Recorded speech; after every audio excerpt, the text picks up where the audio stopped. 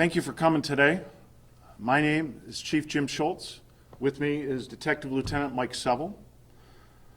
I'll give a statement to what happened Friday evening, and then I'll open up for any questions that you may have. I'd first like to state that my thoughts and prayers go out to the Green family and to the victim and her family. This was a very tragic incident that happened Friday night, and we will do everything in our power to offer support and assistance to everybody that was affected by this incident. We'll support our police officers, our dispatchers, and our fire personnel who are all involved in this incident as well. On Friday evening about 9:30 p.m., we received a transfer call from Lake County Central Dispatch about a disturbance at the 5100 block of Robin Hood Drive. Our dispatchers tried multiple times to call the residents while my officers were responding. The first two officers responded on scene was a patrol sergeant who's been with the Willoughby Police Department for the last 9 years and who had approximately 6 years prior experience with another agency. The second officer was a patrol officer who's been a police officer for almost 20 years and has been full-time with us for the last 6 years. Upon arrival, my officers observed a 42-year-old female resident inside and Mr. Jason Green inside the family room. Mr. Green was upset and he was observed holding a large kitchen knife in his hand. My officers attempted to talk with Mr. Green from the outside the front door and repeatedly asked him to put down the knife and come outside. The male then walked out the front door and into the front yard still holding the knife in his hand. My officers retreated to the driveway trying to de-escalate the incident and get the male to put down the knife. The male continued to walk towards my officers, threatening harm with the knife. After repeated requests to put down the knife, one of my officers deployed his taser, but it did not have any effect on him. My officers then retreated to the front yard next door, where the male charged at my officers with the knife. With every option exhausted, my officers used lethal force. The third police officer arrived on scene, cleared the knife from the male, and began assessing and rendering aid to the male. Willoughby Fire and Rescue personnel were on scene immediately and transported Mr. Green to UH Lake West Medical Center.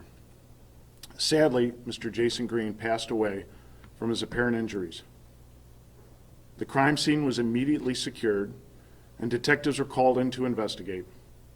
We contacted the Ohio Bureau of Investigation, BCI, to conduct an independent officer-involved shooting investigation.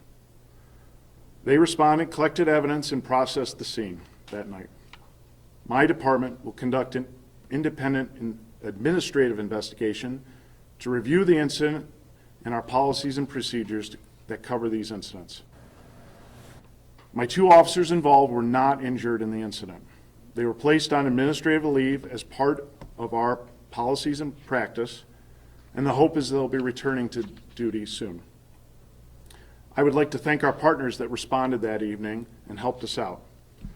Ohio Bureau of Criminal Investigation, the Lake County Prosecutor's Office, Willoughby Police, Willoughby Hills Police, and Mentor Police that helped handle calls for us and helped us secure the scene, the Lake County Coroner's Office, the Lake County Sheriff's Office and Lake County Central Dispatch, and the emergency personnel at UH Lake West Medical Center.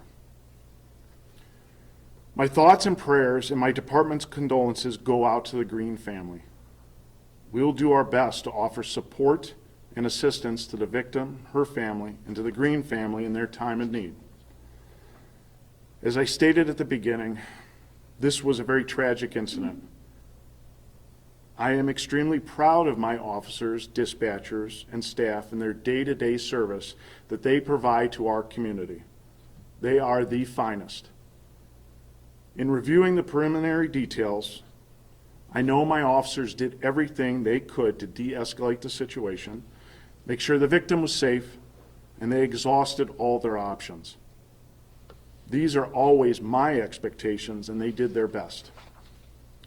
I recognize the impact that this has on my officers, my personnel, the fire personnel, our community, and everyone else that experienced this.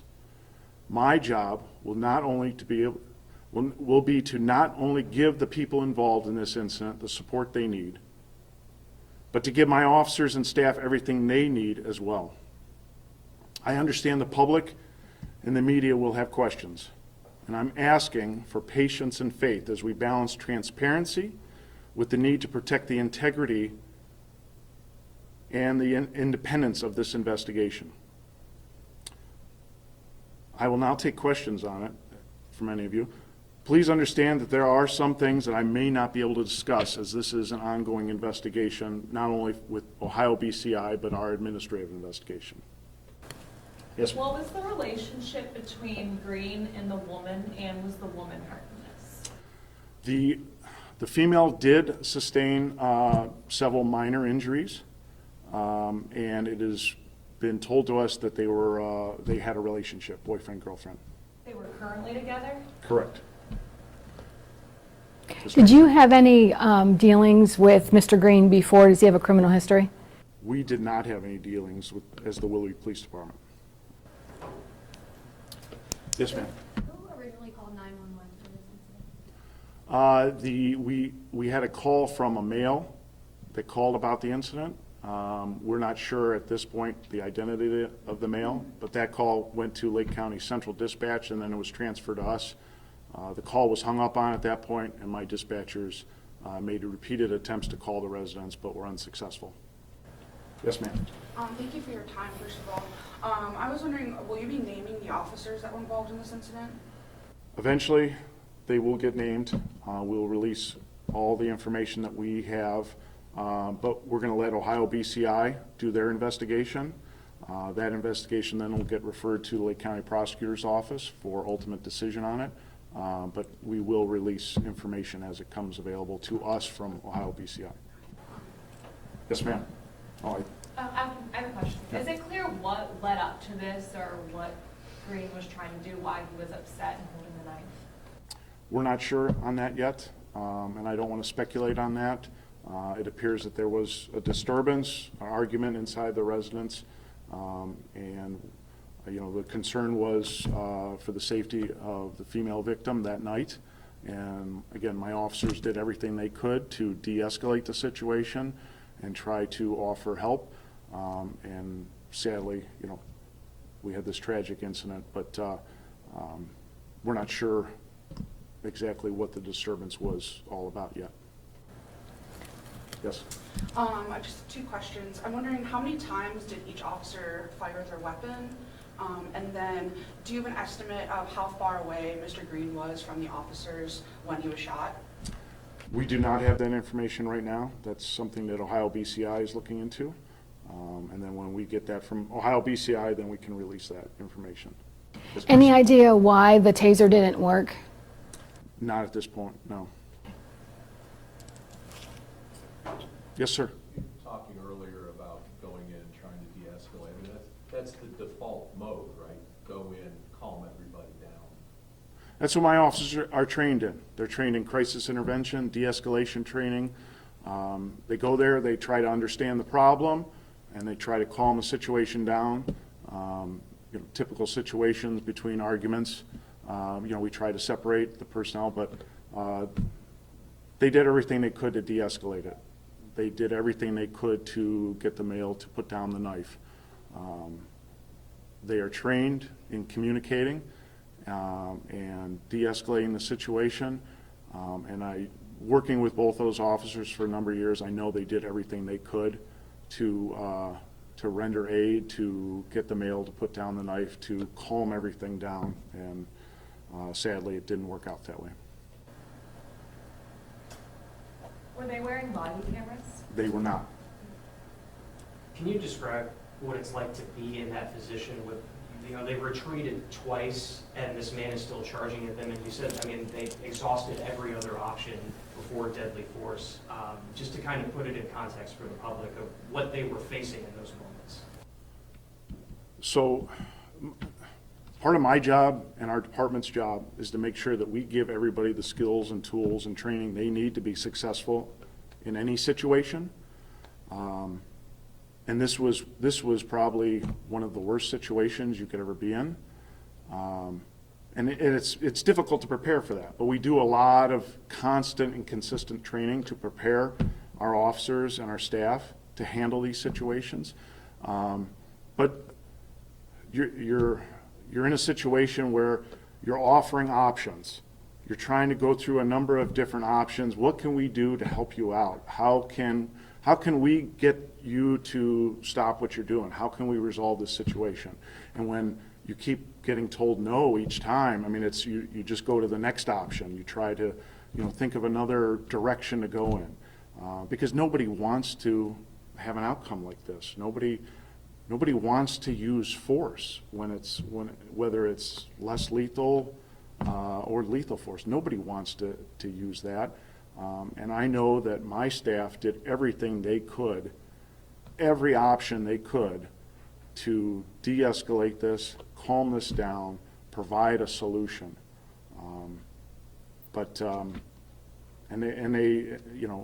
We'll see in the future, but when the details come out, but they retreated from the dangerous situation to provide time, to provide additional solutions, provide options in there. And that is what I'm looking for. That's what I expect. And they did that. And just to follow up, with everything you're saying, I'm assuming that you believe when the BCI investigation comes back that even though it's a tragic, sad thing, that the shooting was justified? That is going to be my belief, yes. Does your department have a policy on body-worn cameras? We do not have a policy on that. We utilize dash cams. Again, I'll go back to what I just said a second ago about training and skills and tools. Body cams are good. They provide a good one-dimensional aspect of what's going on. But to me, what is more important is giving my staff the training, the skills, and the tools needed to be successful. I want them to be successful in that situation, not just record it. I want them to be able to be successful. To me, that is so important that I invest in our people so that they deliver the best service to our community. And they do that on a day-to-day basis, offer great service to our community. That's why we have such a beautiful community here, is because our police officers and our fire department is the same way, our service department, our city hall, they all provide outstanding service to our community because that's what they deserve. That's what they ask for, is great service. And that's why it's so important to invest in your people to make sure that they know what they're doing, that they have the confidence to go out there and do that. And on a day-to-day basis, they are very successful. Did they have a camera on their person and it wasn't activated, or did they not have one on them? So we utilize dash cams and audio mics. So they had the audio mics at that time and the dash cams running. So Chief, just to be clear, you guys don't have body cameras for any officers? We do not issue body cams to our department. Yes, ma'am. Chief, once the new police facility is completed, do you think officers will have more training opportunities? Do you think other agencies will have more opportunities to also use your facility to train to handle situations like this? That was one of our projects in mind with the new police station, is to provide more opportunities for training, and we will have that in the new facility, yes. Any other questions? Chief, you're satisfied that your guys did everything that they could before using deadly force? From what I've seen so far, I am satisfied with what they did that evening. Part of my role is to make sure that my officers, my dispatchers, my staff goes home after every tour of duty safely to their families. And they did that night. And as I said several times, this was an extremely tragic incident. This was not an outcome anybody wanted. And I'm very sad for the families involved, the Green family, the victim's family, the victim herself. And I'm sad for my officers too, because this was something that I didn't want to have happen. I asked them to go into dangerous situations and deal with dangerous situations. And they did that through their training and experience and their skills. and we will do everything we can to provide support to them and to everybody that was involved that night, because we had a lot of people down there to help us out. And whatever we can do to help support everybody that responded that night and offered help to us, we will do that, just like we'll do that to the families involved too, and to any of the residents in that area that had to experience that. Yes, ma'am. Just a follow-up. I know you said that there weren't any previous calls to Mr. Green, but any previous calls to that residence? Not that I'm aware of, no. Thank you. You're welcome. All right. If there's no other questions, I thank you all for coming. And then if you have any follow-up questions, you can reach out to myself or Detective Lieutenant Seville, and we'll try to answer them as best as we can. And we'll provide more information as it comes to us through Ohio BCI. Thank you for your time. Releasing the 911 call. We will eventually, but again, that is in the hands of Ohio BCI. So when they're going through their process and their investigation and they're saying it's okay to release stuff, then we will do that. But we want to provide the integrity and the independence of the investigation with them. All right. Thank you very much.